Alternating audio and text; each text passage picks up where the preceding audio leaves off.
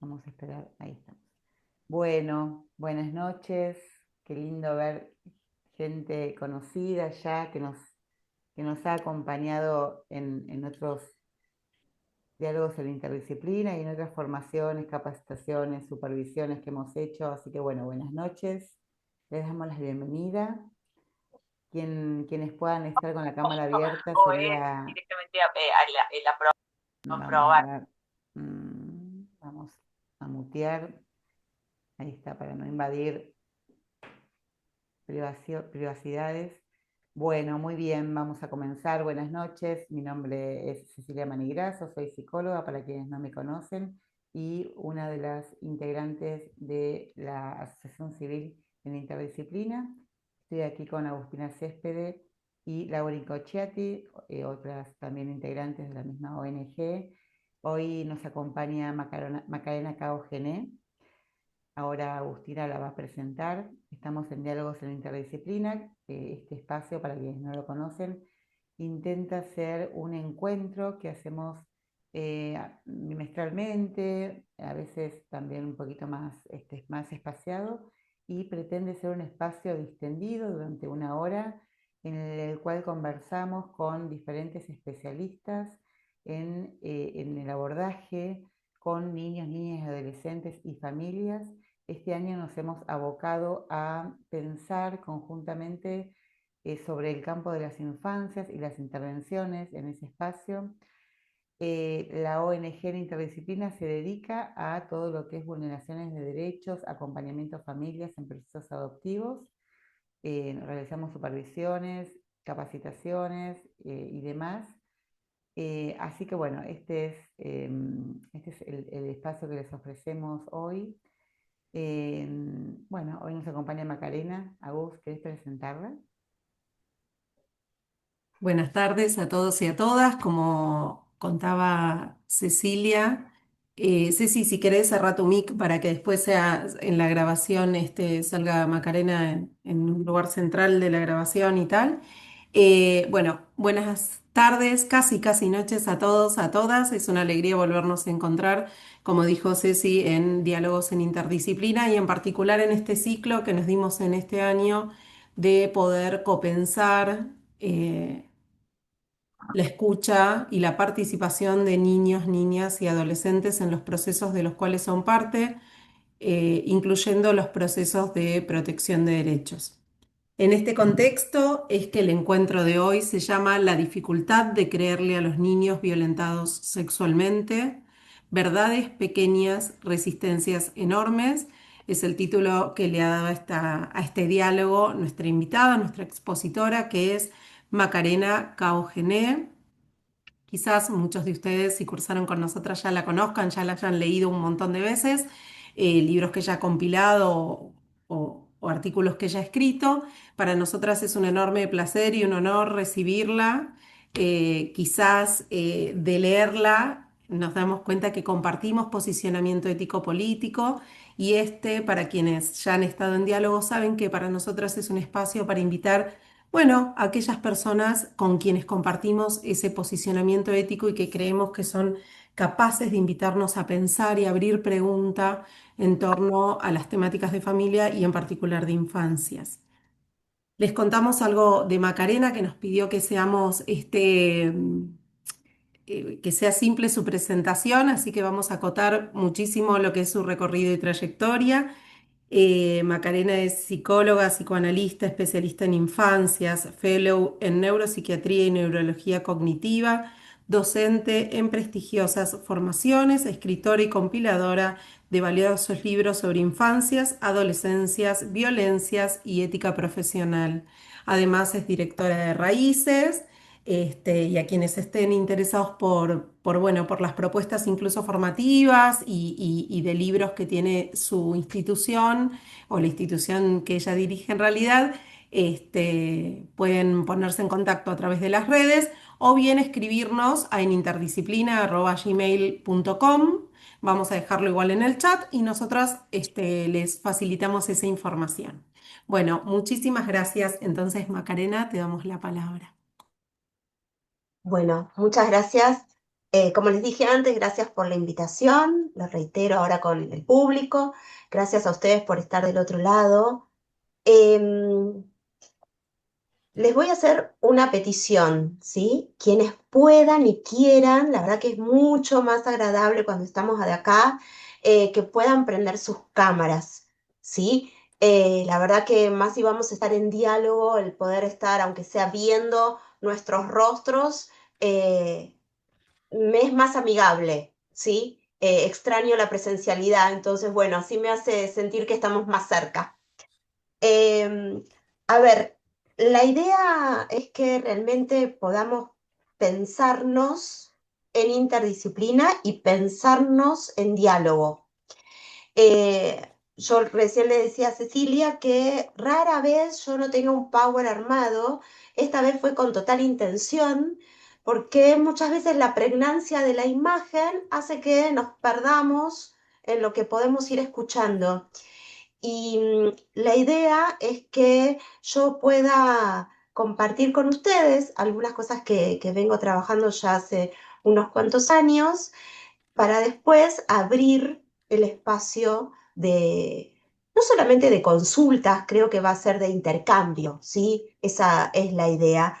Em, Sí, casi como objeto contrafóbico, les diría, escribí algo porque necesito aferrarme para no irme mucho por las ramas, así que yo voy a ir haciendo un poco de lectura, un poco de disertación en el menor tiempo posible, así nos queda más tiempo para compartir en diálogo. Bueno, como les decía, más allá del agradecimiento, de la invitación, agradezco también el espacio. Digo, no, porque una cosa es la invitación que me pueden hacer llegar a mí en este caso, y otra cosa es que se sigan sosteniendo espacios en donde estemos habilitados a comunicar lo que pensamos.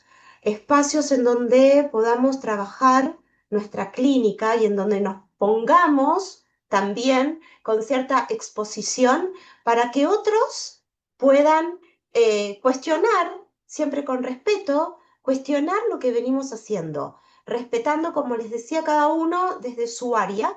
Es un tema en el que traigo hoy, un tema controvertido, ¿sí? Un tema que hay distintas posiciones. No creo que haya mejores o peores, creo que hay posiciones más saludables, posiciones a lo mejor más éticas, pero a la hora de ponerlo en juego tenemos que poder tener la capacidad de escuchar a todos. Cuando hablamos de interdisciplina, entonces, no lo hacemos desde la comodidad de una mesa de trabajo compartida, sino desde la necesidad urgente de poder pensar en conjunto aquello que el dolor fragmenta. Nos convoca entonces esto de pensar la interdisciplina, nos convoca un tema que hiere, digo yo, los bordes del lenguaje, que interpela nuestras certezas y nos exige sostener una ética que es la ética de la escucha. La dificultad de creerle a los niños violentados sexualmente. ¿Desde qué lugar los escuchamos? Podría decirse que en el corazón de cada relato de estas violencias hay un silencio que no le pertenece solo a ese niño, yo voy a decir niño para no estar diciendo niño, niña, adolescente, ¿sí? Sino a toda una estructura que muchas veces ha elegido no escuchar, no ver, no saber, y otras tantas ha escuchado, ha visto, sabe lo que sucede, pero no puede accionar.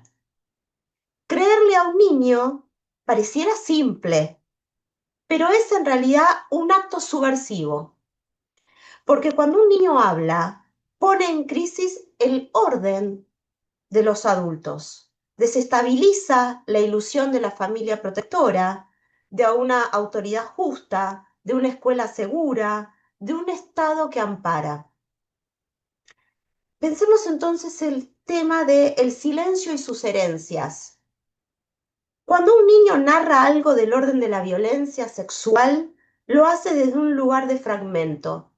Lo traumático como bien lo puede desarrollar Ferenczi, yo los invito a leer Confusión de Lenguas, ¿sí?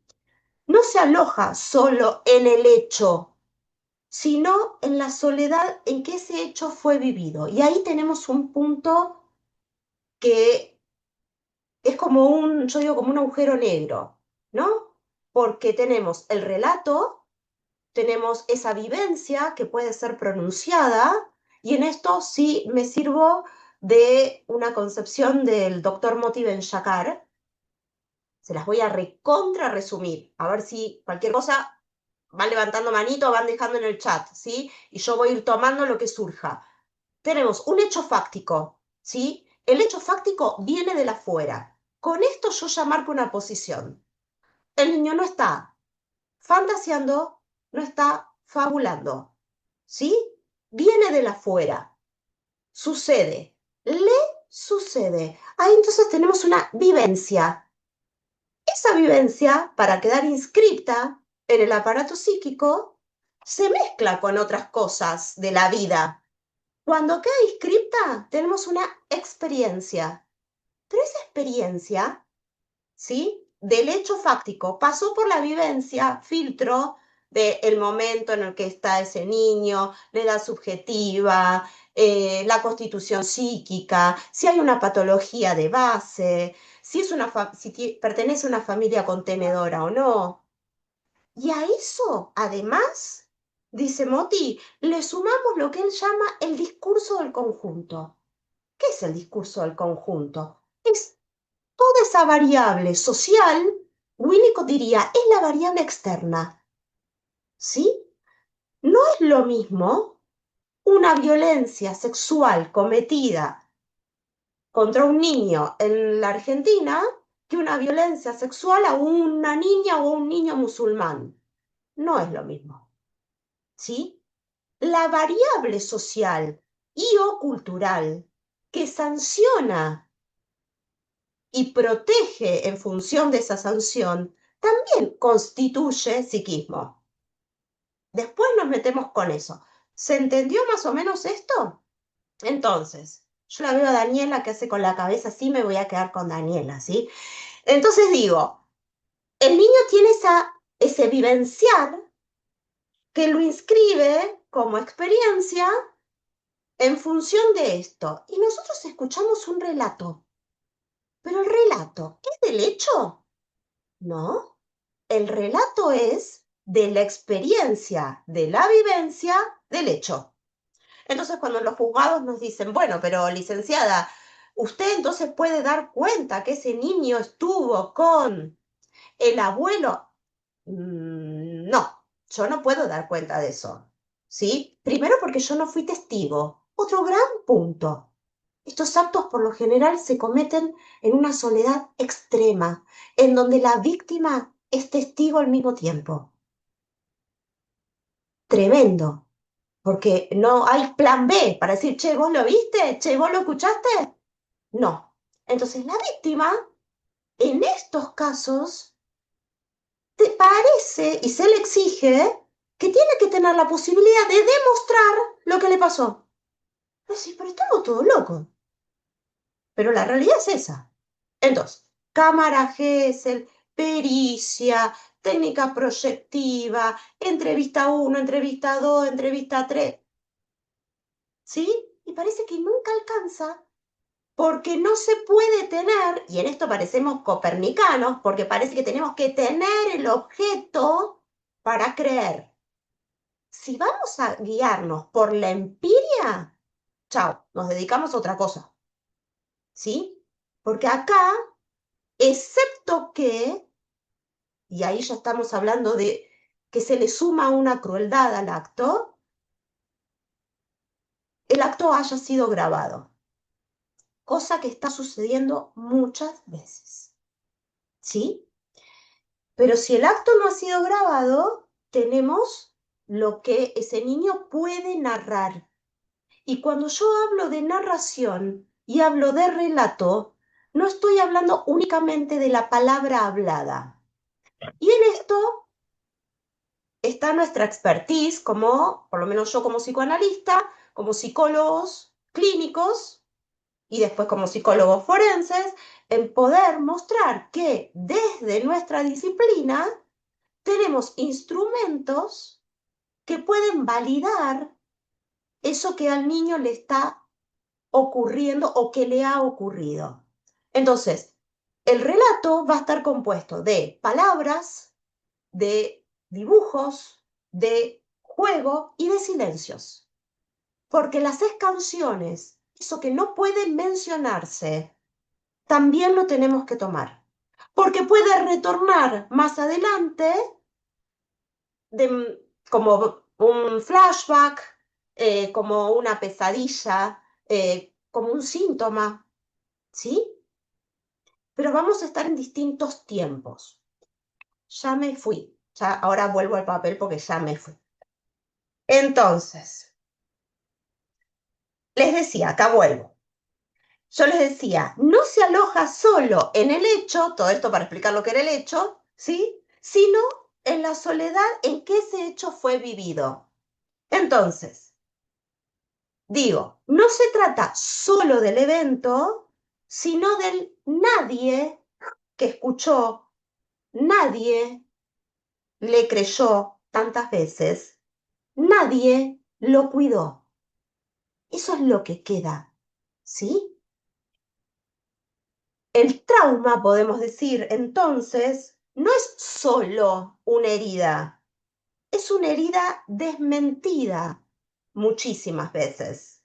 Un dolor al que no se le dio palabra ni lugar cuando no se les cree.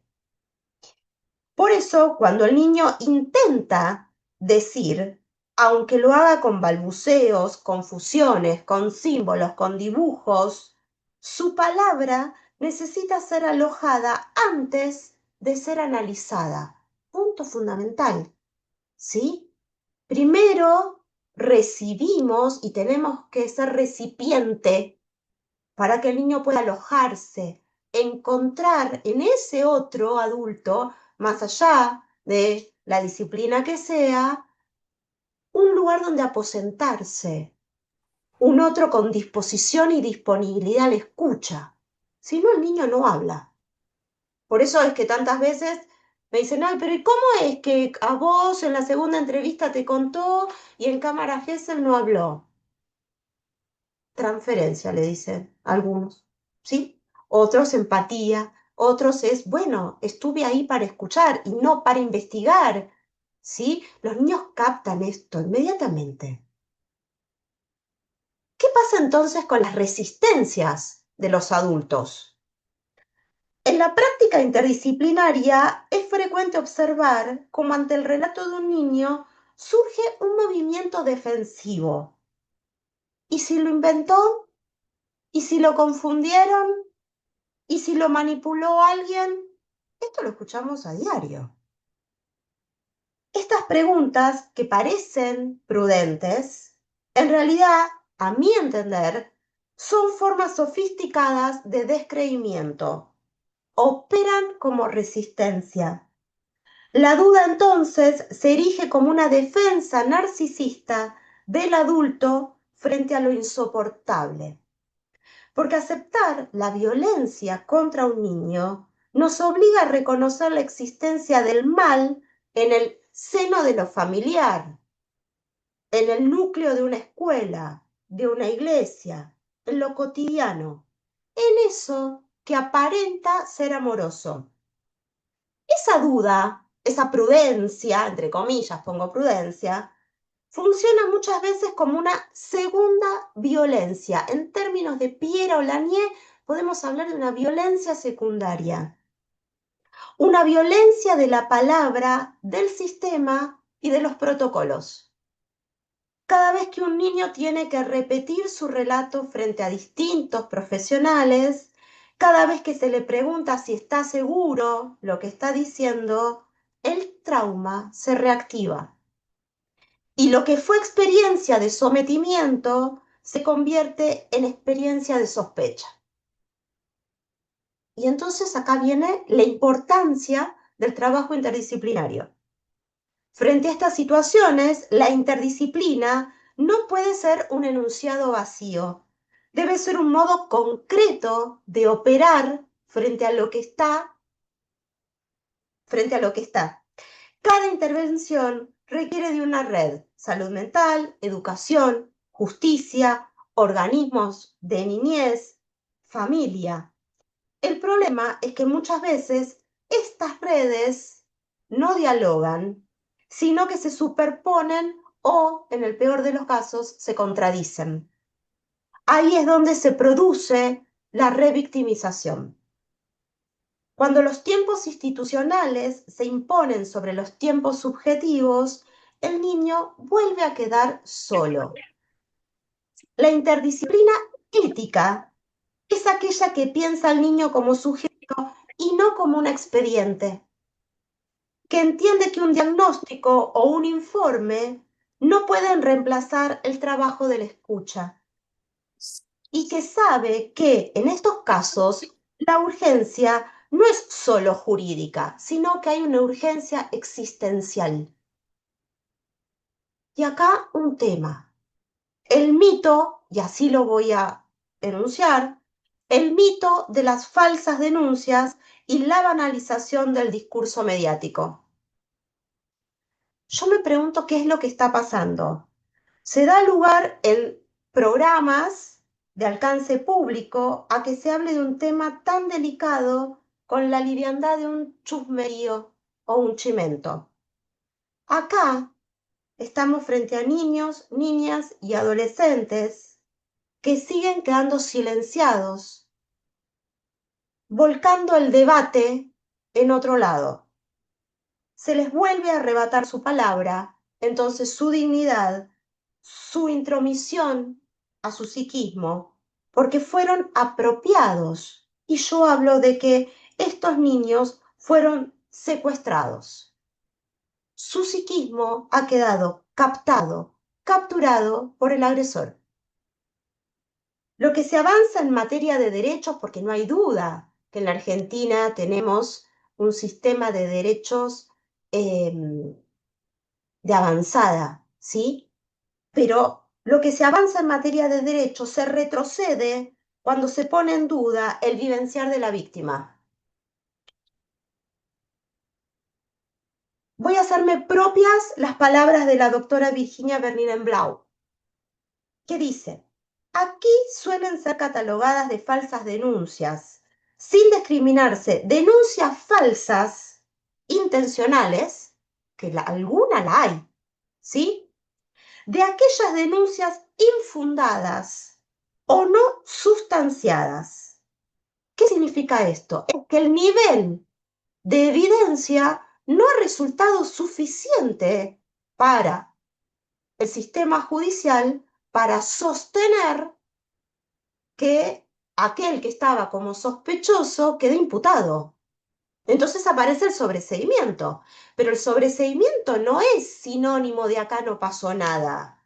En todo caso, puede ser sinónimo de acá no hubo prueba suficiente para sostener que ese señor, esa señora, estén en el lugar del imputado.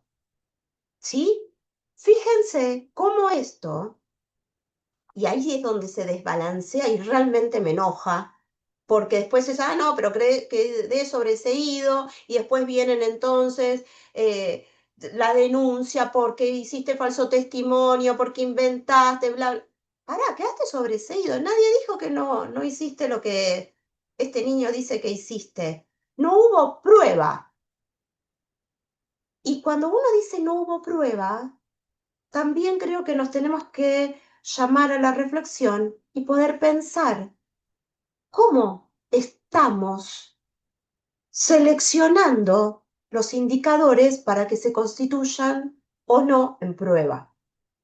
Porque si mi trabajo clínico es flojito, cuando a mí me llaman a testificar, y voy a testificar dudosa, livianita, y ay, no sé, ¿sí?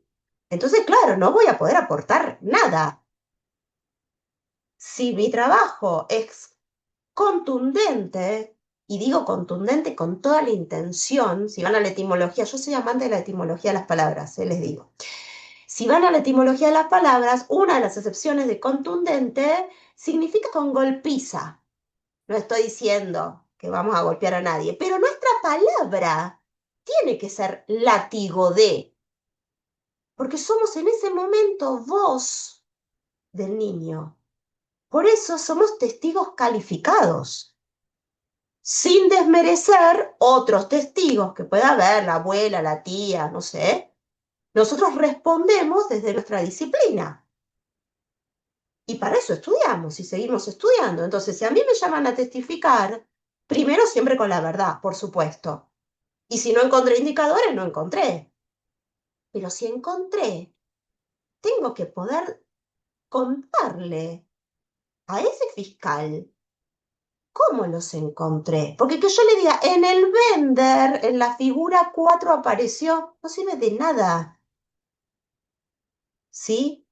Yo tengo que poder armar una conjunción en función de recurrencias, de convergencias entre lo que escucho, entre lo que ese niño dibujó y yo leo, entre lo que juega y yo puedo armar diagnóstico y decirle, bueno, a ver, en función de lo que dijo, jugó, dibujó, yo puedo decirle esto.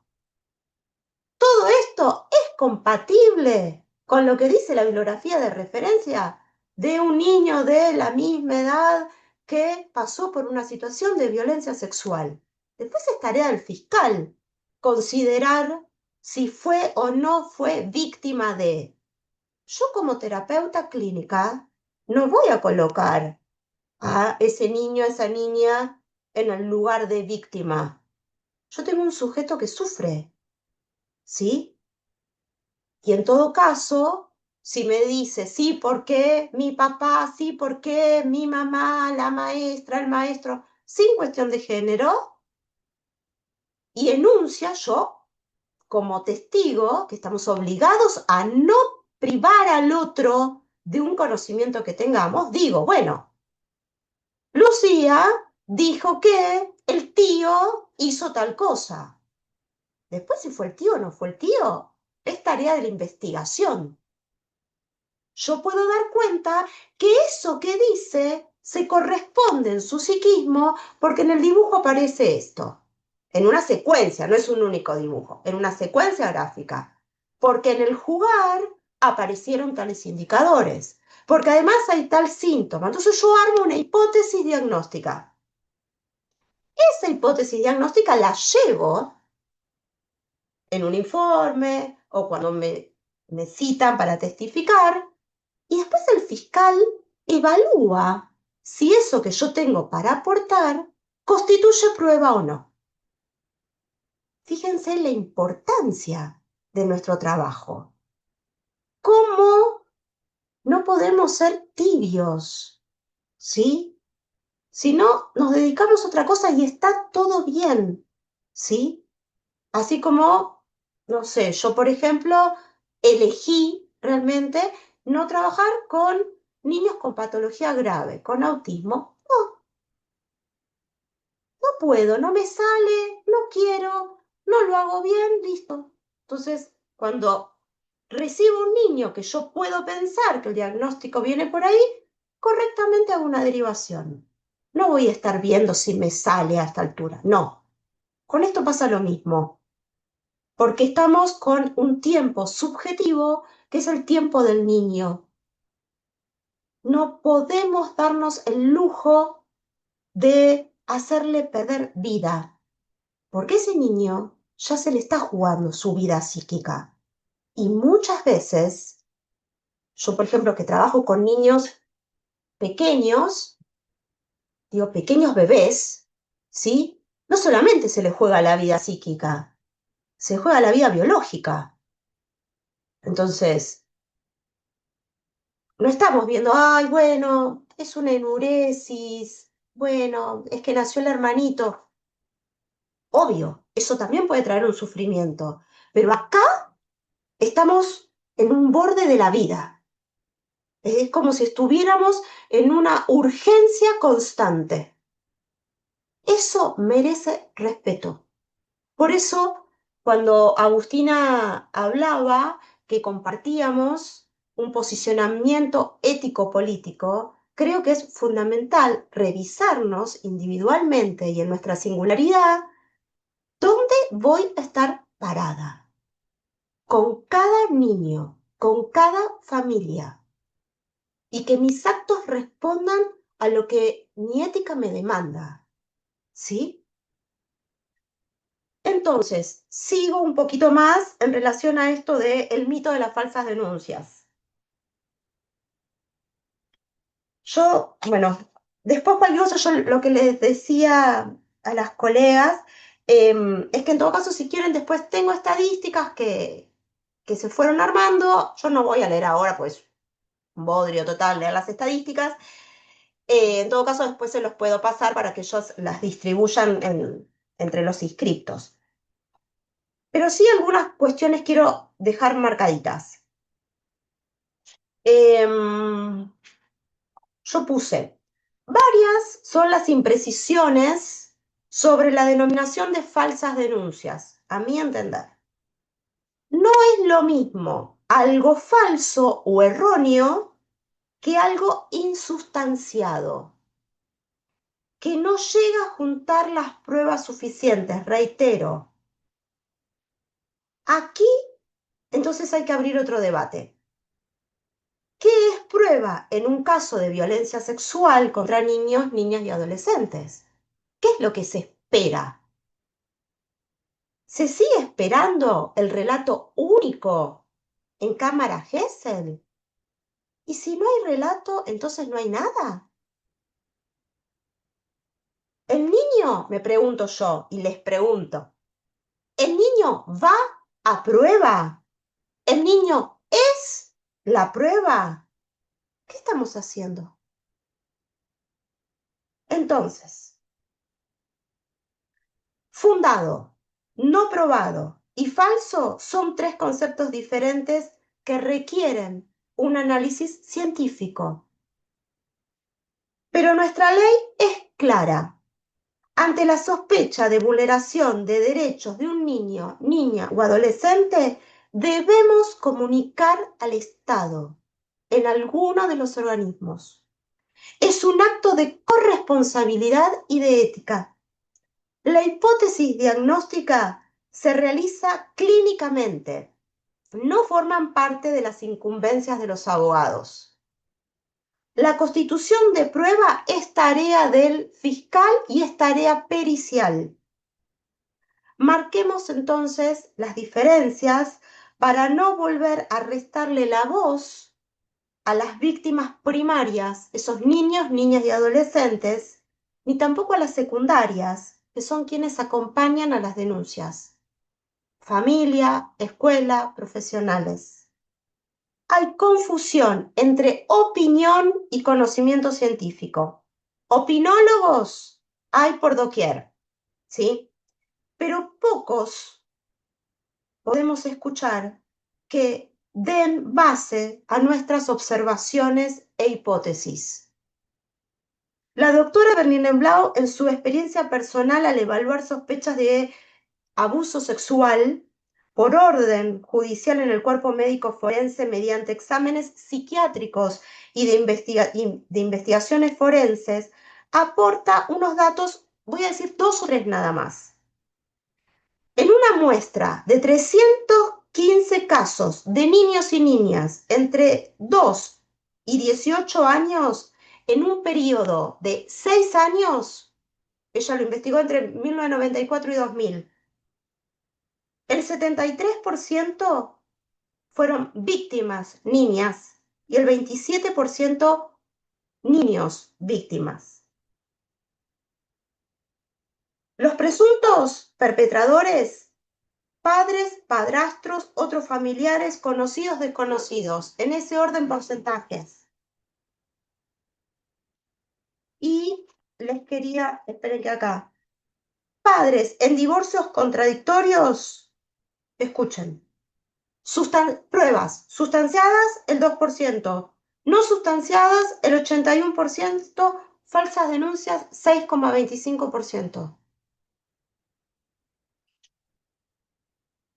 Estos datos desmienten el uso indiscriminado del término falsas denuncias y muestran que la gran mayoría de los casos no probados no son falsos, sino insuficientemente acreditados, mal evaluados también o desmentidos sin pericias adecuadas. Por eso debemos insistir en que la sospecha sistemática hacia la palabra infantil es una forma institucional de violencia. Creerle a un niño no es creerle ciegamente, es poner en acto el principio ético de protección, sabiendo que el error más grave no es creer una mentira, sino no escuchar una verdad. Porque cuando la palabra de un niño se pierde, no solo fracasa el sistema judicial, sino que fracasa el lazo social entero. Entonces, escuchar el cuerpo es alojar también la palabra. En muchos casos el relato verbal no alcanza. El cuerpo entonces se vuelve portador de la historia no dicha. La clínica nos muestra que los síntomas, ya sean psicosomáticos, inhibitorios, disociativos, son una forma de escritura. El cuerpo, cuando no puede hablar con palabras, habla con actos, con marcas y con silencios. La tarea del analista, en mi caso, es leer sin invadir, acompañar sin forzar, ofrecer una presencia que no demande. Como decía Winnicott, la salud no es la ausencia de enfermedad, sino la posibilidad de jugar. Y para que un niño pueda jugar nuevamente, primero debe sentirse a salvo. ¿Sí? Fíjense esto y cómo pensamos entonces los instrumentos jurídicos. ¿Sí? Seguimos, a mi entender, si bien hay un cambio allá hace unos años o una pretensión de cambio de paradigma, en donde nos llenamos la boca diciendo que los niños son sujetos de derecho, se sigue poniendo al niño en un lugar adultocéntrico. Se le sigue pidiendo al niño que responda como queremos nosotros escuchar, porque así entendemos. Pero cuando uno va a una salita de un jardín de infantes que uno dice, está todo en chiquitito, mesita chiquita, sillita chiquita, se constituye un mundo infantil. Eso es lo que necesita el niño, porque ese es su mundo. ¿Por qué lo tenemos que forzar a que ingrese al mundo adulto y nos hable con palabras para yo poder entender? No, es al revés. El niño merece que yo encuentre todos, absolutamente todos, los instrumentos para entenderlo en su polisemia de lenguaje. Ni hablar cuando además nos encontramos con niños con una discapacidad. Me ha pasado. No, entonces no se le puede tomar cámara Gesell porque es sordomudo. Sí, pero pará, ¿cómo? ¿Y entonces qué hacemos? No, porque no estamos preparados, no tenemos intérprete. Y entonces queda ahí congelado en un stand-by, en un expediente que queda ahí hasta que se consiga ver qué se hace.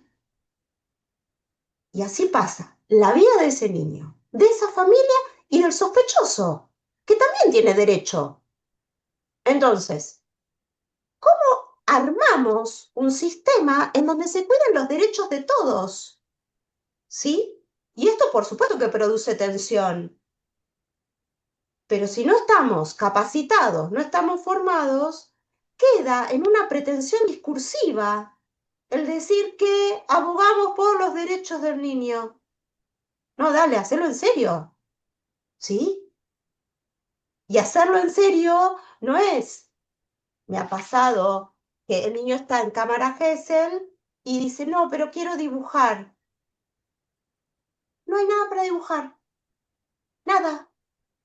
Y el profesional que está ahí, yo lo he visto, no me lo han contado, le presta su lapicera, arranca una hoja de la agenda y le da para que dibuje. Tiene ganas de dibujar así. Es horrible. Entonces, si no armamos las condiciones, no tenemos la disposición, después no pretendamos que el niño nos cuente, ¿sí? Entonces, si el niño, el lenguaje que nosotros como adultos fuimos perdiendo,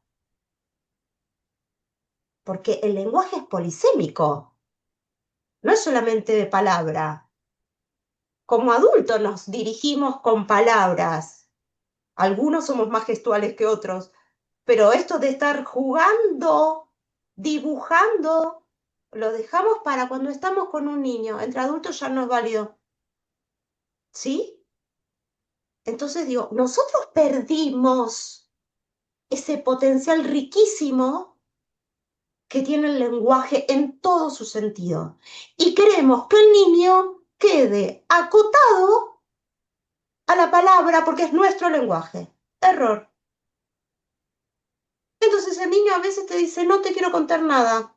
O ni siquiera te dice eso. Llora, me quiero ir al baño. No quiere entrar solo. Se tira, se esconde abajo del escritorio. Y es, ay no, pero no se lo puede entrevistar. Listo, se suspende cámara Gesell. No se pudo. Y no, no se pudo. No, no se va a poder así tampoco. ¿Sí? Entonces digo, cuando yo hablaba hace un rato de la disposición del adulto, estoy hablando de esto. ¿Sí? Y entonces, cuando digo, bueno, es una falsa denuncia o no hubo prueba suficiente, revisemos también cómo vamos a hacer para que eso que el niño nos trae de su experiencia, le demos los elementos suficientes para que se puedan constituir como prueba. Porque si no, claro, los porcentajes siguen siendo altísimos de denuncias y de sobreseimientos. Entonces digo, tenemos que revisarnos en interdisciplina. Algo para finalizar, y así abrimos un ratito al diálogo, ¿sí?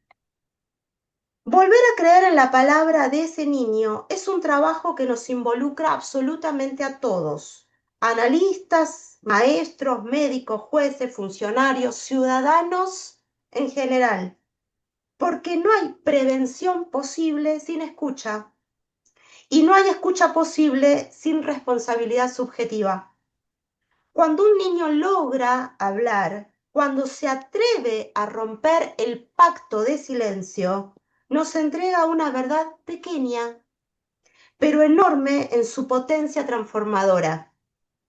Nuestra tarea es sostenerla, cuidarla, protegerla del descrédito, no para idealizar, sino para humanizar.